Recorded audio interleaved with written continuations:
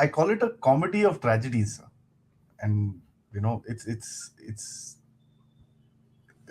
there's no way else to describe it. But sir, now I want to come to one very interesting thing. जो societal radicalization है, जो societal extremism है, it is somehow accepted in Pakistan.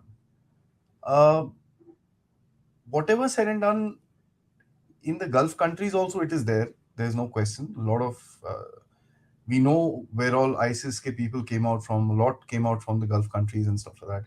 But it's not acceptable in the society there. You talk about stuff like this openly in the society, you'll be I mean, hung least, and they will make sure that person doesn't see the light of day again. But in Pakistan, it's accepted. When Osama bin Laden was killed, there were protests. They wanted to go to war with USA. I mean, it was a very silly thing made by public statements, but you can tell the emotions. Now, I find that to be a very important thing कि ये इस चक्कर में जो दिमाग लोगों का correction जो बोलते हैं सर, वो आज कौन करेगा? Because if that is the kind of societal demand, how do you come to that particular stature when you will try and correct this? I mean, your thoughts on this, sir? When you have a very weak civil society, तो इस तरह की चीज होगी, where you will not find resistance to what is doing harm to your nation, what is doing harm to your society. ये बहुत कमजोर. You see, civil society ने अयूब खान को हटाया था 1968 में. I think I stated this on one of your programs earlier. 68 में they carried out an intense street program to get rid of Ayub Khan, because they found that Ayub Khan was becoming detrimental to the interests of Pakistan. Until then, I would say civil society of Pakistan was quite strong. But 65 की लड़ाई का असर, असलियत में जो असर था, that finally led to 1968 where Ayub Khan was removed. उसके बाद, if you see, the civil society of Pakistan, particularly after 1971, has got emaciated over a period of time. ये जो the higher segments of society, middle class, the good middle class, better educated elements, etc., most of them have gone abroad. Pakistan के अंदर jobs नहीं है, पाकिस्तान के अंदर ऐसे कोई चैलेंजेस नहीं है, ऐसा रिसर्च एंड डेवलपमेंट नहीं है. तो as a result these are very few such people who exist in Pakistan. जो है कुछ वो पॉलिटिक्स में है, more for their own interest than anything else, right. Societal interest के लिए बहुत कम. I mean the politics of Pakistan and the politics of India अगर आप देखिए तो मैं समझता हूं कि lot of people cast aspersions on politics of India. But at the end of the day, the Indian politician still delivers. It works. It delivers. It works. Whatever you may call it. I mean, the craziness about Indian politics, etc. At the end of the day, I can vouch for it. मैं बैठा हूँ 3-4 parliamentary committees के सामने बैठा हूँ. मैंने जितनी गलत फहमी थी कि इंडियन पॉलिटिशियन जो है उसको कुछ नहीं मालूम, अनपढ़ है, ये है, वो है, it disappeared. It vaporized. When I sat in front of these parliamentary committees, I found them, they were so good. They had prepared themselves. Even if they had not prepared themselves, their basic knowledge was there. Right? Now, ये चीजें somehow Pakistan के अंदर बड़ी कमजोर रही. तभी मैंने कहा सिविल सोसाइटी, गवर्नेंस, इन सबको मिलाकर अगर हम देखें तो ये बहुत बहुत कमजोर रही है. और स्ट्रीट पावर, इसी भारत के अंदर भी स्ट्रीट पावर का इस्तेमाल होता है. After all, you saw the farmer agitation taking place and this and that. Street power तो होता है if you're a functional democracy. मगर पाकिस्तान का street power बड़ा अजीब street power. You saw what happened in Islamabad in the last couple of years. Rawalpindi Islamabad के बीच में आप देख रहे हैं जिस तरह से national capital को पूरा घेर कर रखा हुआ है इस तरह से, and things like that. Right? And their politics has been vicious, very very vicious politics over a period of time. So as a result, because of that, the society has not been able to sort of get hold of that kind of or be able to give that kind of a responsible response to these kind of events. Individuals have tried from time to time. I would say classically one of the best examples is that of Mumtaz Qadri के वक्त जब हुआ था. I got taken by surprise completely. I never expected कि पाकिस्तान इतना intensely radicalized था. Blasphemy law और ये चीजें जो है लगा, अभी ये कौन सी दुनिया में रहते हैं, ब्लास्फेमी लॉज, और वो भी on the weakest segments of their society. Christians, Hindus, उनके ऊपर आप लोग इम्पोज कर रहे हो ये इस तरह की चीजें, और वो भी not giving them the right to even defend themselves, ठीक है। और and the some of the few liberal people who are there to try and challenge this, उनको they meet the fate which Salman Taseer met at the hands of Mumtaz Qadri. तो क्या है पाकिस्तान के अंदर which can resist all this? And this is the reason why radicalism has, you know, reached the kind of levels that it has reached in Pakistan. And not to say that it's not there in India, it has also seeped into India and parts of India here and there. But Indian society is different, you know. Indian secularism is of a different kind. And I think whatever you may say in politics, at the heart of it, people in India know how to live with each other, right?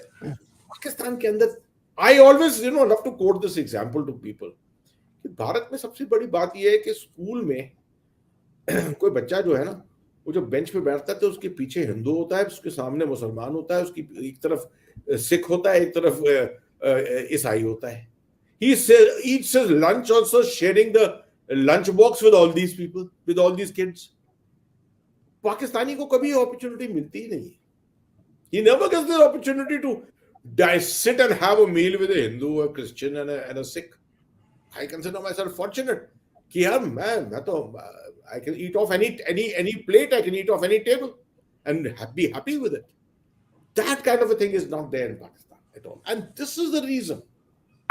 This is the reason why you found this radicalism, getting deeper and deeper inside it. And the counter-radicalization is a confused movement. They don't know how far to go. They don't know which direction to go in. If the army is attempting to do it within its ranks, there are elements within the army who are also countering this counter movement. So there's a counter movement to it. All these things are happening at the same time. This typically happens to a nation which has been formed on the basis of religion. Purely on the basis of religion, and which does not give importance to any other faith. I mean, this area of Punjab and this area of which Pakistan occupies, it's got a very rich culture of other faiths. Other faiths here. उसको रहने देते, उसको भरने देते. There are some very good examples of positives also. Has been very, very forthcoming in assisting our movement on the Sharda University, which, we are setting up a small symbolic kind of a place in Tangdhar.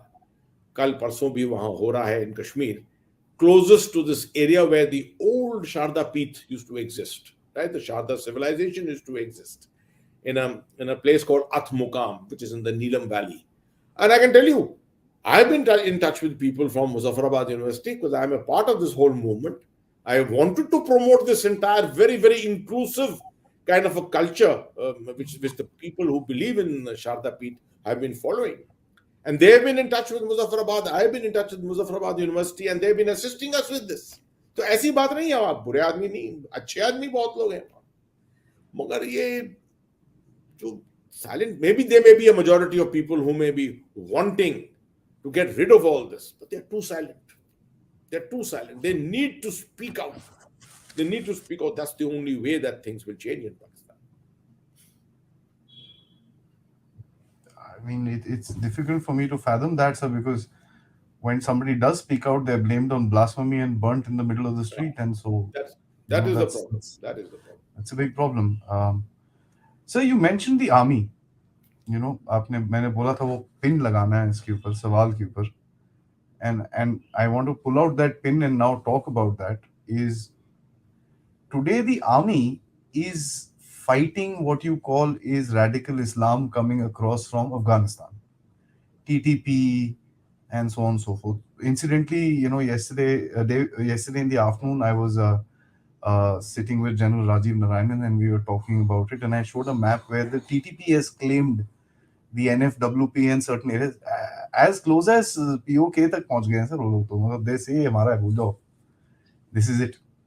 Now, how does the Pakistani army fight these guys?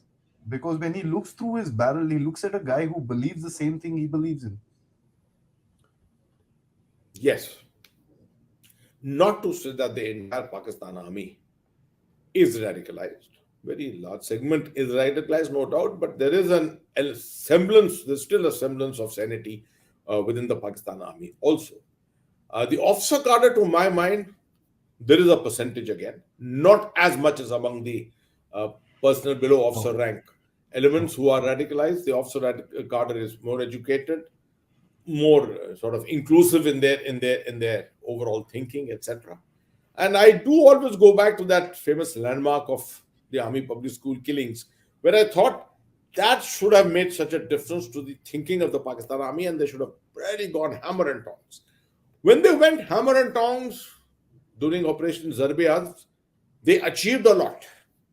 They did achieve a lot. They went after the Tehrik-e-Taliban Pakistan. They went into all other extremist elements who had sort of gone into the areas of Swat and Khyber Pakhtunkhwa and places like that. They used gunships.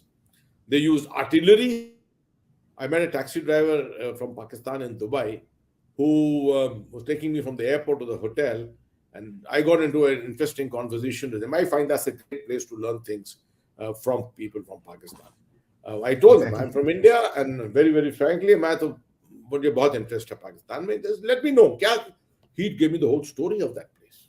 He was from that area. And he said, as he bombarding की थी वहां पर, I mean, villages were evacuated completely. Not a crow could really stay there after that. So, and people could not even go back because half the things were destroyed at that time. So, the Pakistan army during Zarbe Az did go after these elements, all of them. At the end of the day, they declared victory also in 2018. इस तरह की लड़ाई में मैंने बहुत दफे कहा है, इस तरह की लड़ाई में विक्ट्री नहीं डिक्लेयर करते. You can't go and say, I am very finished, I'm Done. successful, finished, हो गया सब पूरा. You keep your things there. Everything has to be intact. If your 20 brigades, 21 brigades are involved in Operation Zarbe Az, or one fine day you decide to withdraw all these 20 brigades, obviously things are going to come back again. वही हो रहा है, वही इनके पास हो रहा है. की तरफ भी देखना है डुरान लाइन के साथ. तो जो इनकी 11 कोर और 12 corps, famous corps, Peshawar corps and the Quetta corps, दोनों जो हैं, दो actually during this whole Afghanistan period, both of them वे virtually released towards the Indian side. ठीक है, 11 एंड 12 कोर्स. अब उन दोनों कोर्स को ऊपर देखना पड़ेगा. If they can't move at the drop of a hat, they can't sort of move towards the west, towards the eastern front on the Indian border. उनके पास 118 हैं फ्रंटियर कंस्टेबलरी के wings, which are equivalent to units. That is the Rashtra Rifles of the Pakistan Army. 118 FC wings. $750 million इन्हीं के लिए exclusively United States ने ड्यूरिंग 2008, 9, 10 इन्होंने उनके ऊपर खर्च किया था for modernization. Because these FC wings were at that time they were so poorly trained, they were so poorly equipped that इनकी एक एक कंपनी जो थी वो किडनैप हो जाती थी पूरी. The terrorists used to kidnap them from those areas. Then they got trained up and they became like our RR, a little, I mean, not as good as our Rashtra Rifles, of course, is the last word in counter-terrorism, but they also improved and they could actually relieve some regular infantry units who could undertake operations as part of Zarbe-Az. तो मतलब यह है कि इनके जो पूरा जो security system है, internal security, the eastern front on the line of control and the western front on the Durand line, this whole thing came into a tremendous kind of आप समझिए क्रूसिबल के अंदर डाल दिया सब कुछ, and it was bubbling and they really had no idea which side to look. That's why I always say कि इनके तीन प्रायोरिटी हैं, एक अफगानिस्तान, एक कश्मीर, एक internal security. At any time, one of these has got the highest priority. Up today, I think their highest priority is internal security, the way Tehrik-e-Taliban Pakistan is making advances inside. Their second priority at the moment is Afghanistan, और तीसरी जो है वो कश्मीर है. कश्मीर में कुछ तहलका much जाएगा अगर कल, जैसे बुरहान वानी के किलिंग के बाद हुआ था, and it will become the first priority. I've stated this on your program many times before.